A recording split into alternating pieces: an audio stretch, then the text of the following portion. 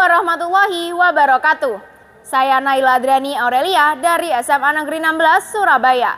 Saya siap mengikuti SMA Awards 2022. Selamat pagi pemirsa, Breaking News kembali hadir ke hadapan Anda. Bersama saya Naila Adriani Aurelia, selama 30 menit ke depan kami akan menyajikan berita terkini dan teraktual.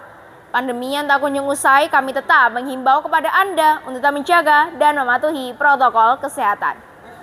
Pemirsa, inilah Breaking News selengkapnya.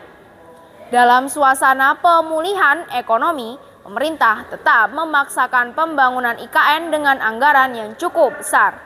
Diharapkan pembangunan ini segera selesai pada tahun 2024. Presiden Joko Widodo menyebutkan ibu kota baru IKN Nusantara akan dijadikan contoh kemajuan dan transformasi Indonesia di berbagai lini, baik dari segi lingkungan, cara kerja, basis ekonomi, dan teknologi.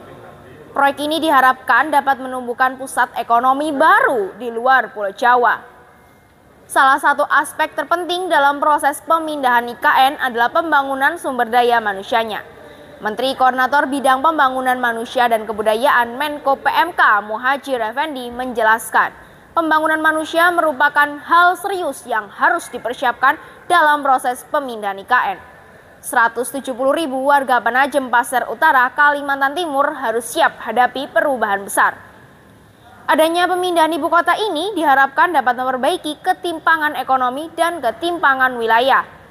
Selain itu, pemindahan ibu kota ini diharapkan juga dapat memajukan dan meratakan ekonomi serta memperbaiki lingkungan hidup.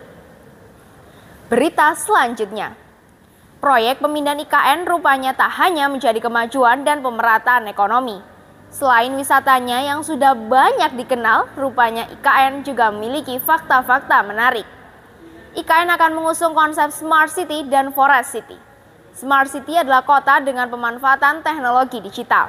IKN akan menjadi kota dengan konsep 10 Minute City, yang artinya segala kebutuhan warga dapat dijangkau dalam waktu 10 menit dengan berjalan kaki atau bersepeda. Konsep ini juga mendukung visi zero emission dengan mengurangi penggunaan bahan bakar. Sedangkan konsep Forest City, IKN akan menjadi kota ramah lingkungan dengan pemanfaatan kealamian hutannya. Nah, konsep kota yang menarik ini didukung juga dengan infrastruktur megah IKN. Salah satunya adalah desain istana negara yang berbentuk seperti burung Garuda.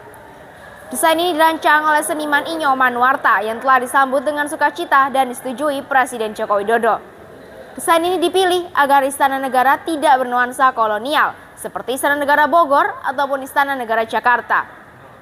Masih bicara soal infrastruktur, IKN nantinya akan dilengkapi dengan tol bawah laut berteknologi canggih yang akan digunakan sebagai sarana transportasi penyeberangan. Kabarnya IKN juga akan menjadi sarana peluncuran roket. Menarik sekali ya fakta-fakta tentang IKN ini. Kita berharap agar semua rencana pemerintah dapat terrealisasi dan memajukan negara kita. Berita tadi sekaligus menutup perjumpaan kita pada Breaking News edisi hari ini. Saya Naila Adriani Aurelia mewakili kerabat kerja yang bertugas pamit undur diri. Selamat pagi, selamat beraktivitas, jaga protokol kesehatan, sampai jumpa.